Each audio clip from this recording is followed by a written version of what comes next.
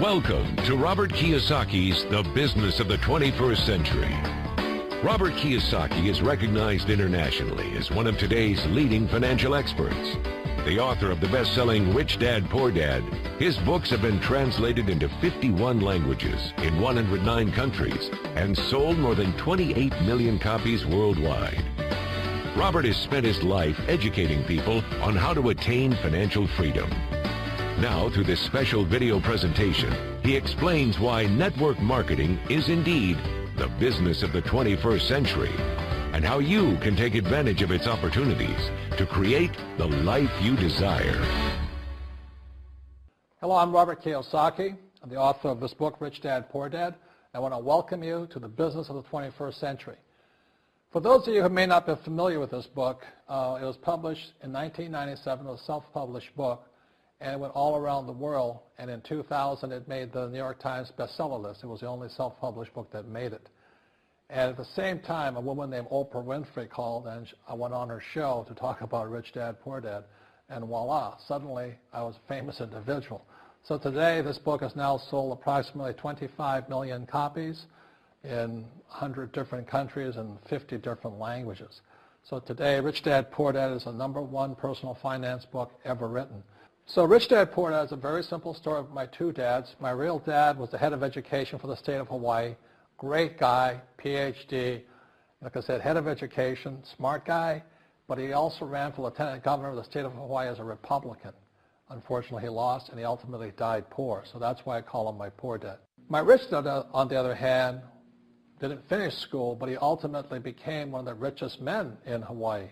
So he was my best friend's father, and starting when I was just the age of 9, my rich dad began teaching me about money and business and why the rich are getting richer and why there's this big gap between the rich and everybody else today. So Rich Dad is a very simple, true story about two fathers, Rich Dad and Poor Dad, tell their two sons about money. And it was my poor dad always said, go to school, get a job, work hard, and all that stuff. And my rich dad says, you'll never get rich doing that. You'll never be a free man. So that's kind of the differences. But if I would show you a diagram of the differences here, is that in financial education, this is very simply the difference. Because there's no financial education in our school, most people do not understand financial statements. So this here is income, expense, assets, and liabilities.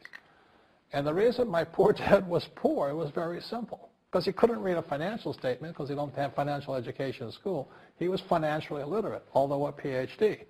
And my poor dad always said, our house is an asset. And my rich dad said, your father may be well educated, but he can't tell assets from liabilities. So very simply, my rich dad said to me, assets, whether you work or not, put money in your pocket. So when a banker looks at your financial statement, the banker looks at this and says, oh, you have assets and you're putting money in your pocket. And if you look at your house, it's really a liability because every month it takes money from your pocket. Now I can hear people say, well, it's, I don't have any debt on it, but still every month you have insurance, you have upkeep and expenses to it. So very simply, the reason I'm a rich man today was I knew the difference between assets and liabilities. And I get richer and richer because every year I add more assets to my balance sheet here. And so that's one of the biggest differences. And as my rich dad often said to me, he says, son, my banker has never asked me for my report card. My banker wants to see my financial statement because it's your financial statement that shows how high your financial IQ is. How smart are you with money? If you're very smart with money, the banker will give you as much money as you want because you know how to make money with money. If you're not very smart about money, all the banker will give you is a credit card and a home loan. So those are some of the differences between my rich dad and my poor dad. And if you stay tuned, you'll find out how you too can create assets instead of liabilities. Because if you're going to survive in the 21st century, you need more assets than liabilities.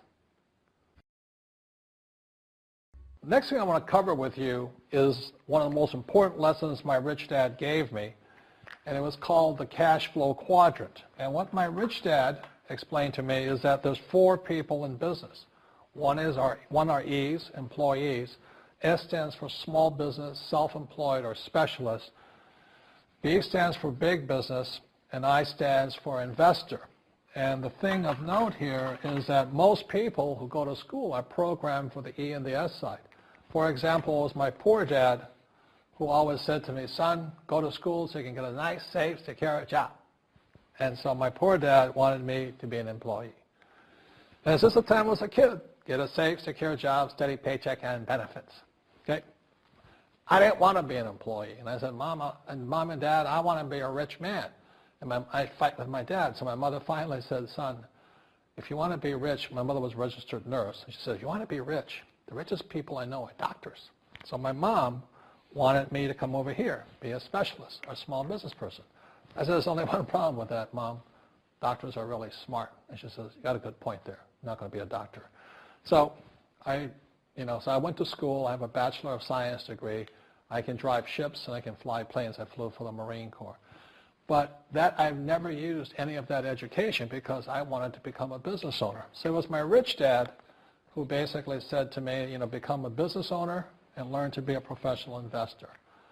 So one of the big differences here between these people is that it's called taxes. See, in 1943, in the U.S., the federal government passed a law that said employees had to pay tax before they got paid. So when you get your paycheck from your employer, you open it up, and voila, the government's always taken a sizable chunk of it.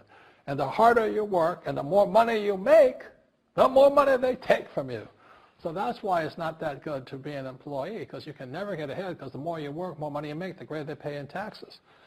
Now, the doctors and lawyers and attorneys, accountants were all laughing, saying, oh, these guys, they're getting paying a lot of taxes. So naturally, the federal government changed the laws again. So in 1986 in the U.S., a thing called the 86 Tax Reform Act, and it basically took a lot of the benefits away from people who are self-employed, small business, doctors, and lawyers. So today in America, unfortunately, these guys pay the highest percentage in taxes. It is tragic. And a lot of people think they're investors, but what they're really doing is they're just giving their money to people like mutual funds, companies, and all that. So they're investing, but they're not really investors. See, the big tax breaks are on this side. The laws are pretty tight here, but this area is very, very gray. So by being a business owner on the right-hand side of the quadrant, you can make a lot more money and pay a smaller percentage of taxes legally. And the key word is legally. In the investor quadrant, it is possible to make millions of dollars and pay 0% taxes legally. But you've got to know the difference. So one of the beauties of business for the 21st century is it allows people to make the transition from the E and the S side to the B side especially. And so you can become a big business owner. And the difference between an S and a B, small business and big business, is most of these guys can't quit working. Most small business owners, if they stop working for more than a month, the business collapses. They don't really have a business. Most of these people own a job. So the beauty of business for the 21st century is it allows these people to make the transition to the B side so that you don't have to keep working hard for money, and the money can actually come in passively. Then once you have your business up and running, then I always recommend you then begin investing with your excess cash, paying less and less in taxes. And that's the reason the rich are getting richer. In this section, I want to talk to you about a different kind of quadrant. Years ago, I found out there was 4 kinds of people in the world. One type are people who must be right. These people know all the right answers. They went to school. They know everything. You can't tell them anything. This is not a good business for them because their minds are too set. Another kind of person is a person who must be comfortable. The house could be on fire, but they're still watching TV, eating a hot dog, watching what's going on in the world. These people are toast because the world economy is not coming back. The world economy has moved on. And people who need to be comfortable will probably be left behind. So the people who need to be comfortable, you probably shouldn't talk to them because you only make them uncomfortable. And they're probably not going to make the move because number one priority is being comfortable.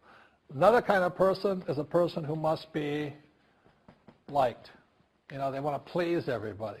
this is probably not the business for them either, because they want somebody else's approval. They want to be the good little boy or girl saying, I did the right thing, didn't I? You like me, don't you?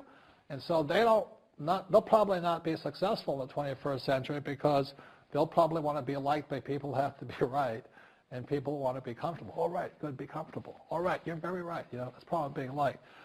But the business for the people of the 21st century are people who must win. And that's where I am at. One of the best things I was taught in the Marine Corps and at military school is not how many times you get knocked down, it's how many times you stand up. When somebody knocks you back, what do? Oh, you hurt my feelings? You'll probably not be successful. The world will probably pass you by. Because as I said, the world economy is moved on. It's not coming back.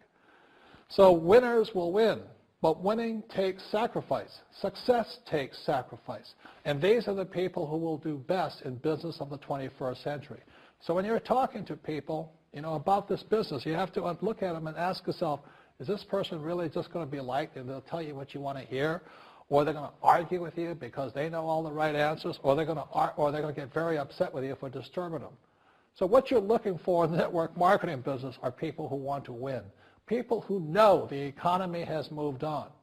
You'll find every race, gender, age, and background in network marketing.